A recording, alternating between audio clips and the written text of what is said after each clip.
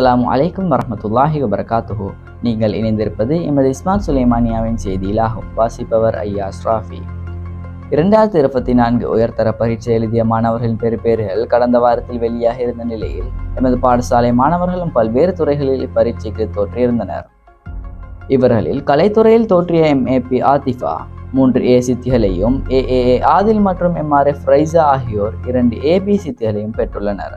அத்துடன் தொழில்நுட்பத்துறையில் தோற்றிய மாணவி தனுஷியா A2B சித்தியையும் பெற்றிருந்தார். அத்துடன் விஞ்ஞான துறைகளில் தோற்றிய மாணவர்கள் சிறந்த பெறுபேறுகளை பெற்றுக்கொண்டுள்ளனர். இதில் இரசாயனவியல் மற்றும் உயிரியல் பாடங்களில் 100% சித்திய மாணவர்கள் பெற்றுள்ளனர். சிறந்த பெறுபேறுகளை பெற்றுக்கொண்ட மாணவர்கள் அனைவருக்கும் பாடசாலை சமூகம் வாழ்த்துக்களை தெரிவித்துக் கொள்கின்றது. விஞ்ஞானத்துறையை மேம்படுத்தும் நோக்குடன் கனத்தோட்ட எஜுகேஷன் டெவலப்மெண்ட் அசோசியேஷன் கனடா எமது பாடசாலையையும் தனியார் விஞ்ஞான வகுப்பாசிரியர்களையும் இணைத்து புதிய செயற்திட்டம் ஒன்றை ஆரம்பித்துள்ளது. இச்செயற்திட்டம் கடந்த ஏப்ரல் 6ஆம் தேதி ஆரம்பித்து வைக்கப்பட்டது. இவ்வேலை திட்டத்தில் முதலாவது குழுவில் 20 மாணவர்கள் கல்வி கற்று வருகின்றனர். இவர்களில் பல்கலைக்கழகங்களுக்கு தெரிவாகும் மாணவர்களுக்கு பெருமைமிக்க பரிசுகளும் வழங்கப்பட இருப்பதாக கனடா வேலை திட்டத்தின் முகாமை குழு தெரிவித்துள்ளது. 2024-2025 சாதாரண தரம் எழுதிய மாணவர்கள் மிக விரைவில் பாடசாலைக்கு உயர்தரத்தில் இணைத்துக் கொள்ளப்பட உள்ளனர்.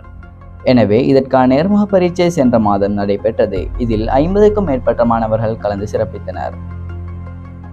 பிளிட்ஸ் பேஷ் பழைய மாணவர் கிரிக்கெட் சுற்று போட்டியின் பின்னர் எமது பாடசாலை பழைய மாணவர்களால் மேற்கொள்ளப்பட்டு வருகின்ற செயற்திட்டங்களில் 7 திட்டங்கள் முற்றாக நிறைவடைந்த நிலையில் மேலும் 10 வேலை திட்டங்கள் தற்போது பாடசாலையில் நடைபெற்று வருகின்றன. அத்துடன் இன்னும் சில வேலை திட்டங்கள் மிக விரைவில் ஆரம்பிக்கப்பட உள்ளன.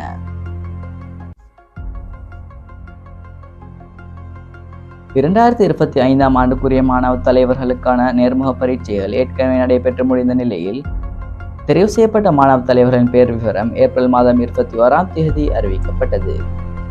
அவர்களுக்கான சின்னம் அணிவிக்கும் நிகழ்வு மிக விரைவில் மேற்கொள்ளப்பட உள்ளதாக அதிபர் தெரிவித்தார். தரம் 6 தொடக்கம் 13 வரையான மாணவர்களுக்கான தவணை பரீட்சைகள் பாடசாலையில் மே 9ஆம் தேதி முதல் ஆரம்பமாகி நடைபெற்று வருகின்றது. பரீட்சை முடிவடைந்தது முதல் 2ஆம் தவணை ஆரம்பமாகும்.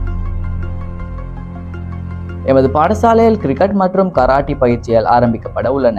மேலும் 14 வயதின் கீழ் மற்றும் 16 வயதின் கீழான மாணவர்களுக்கான கால்பந்தாட்ட அணி தேர்வும் பாடசாலையில் நடைபெற்று வருகின்றது.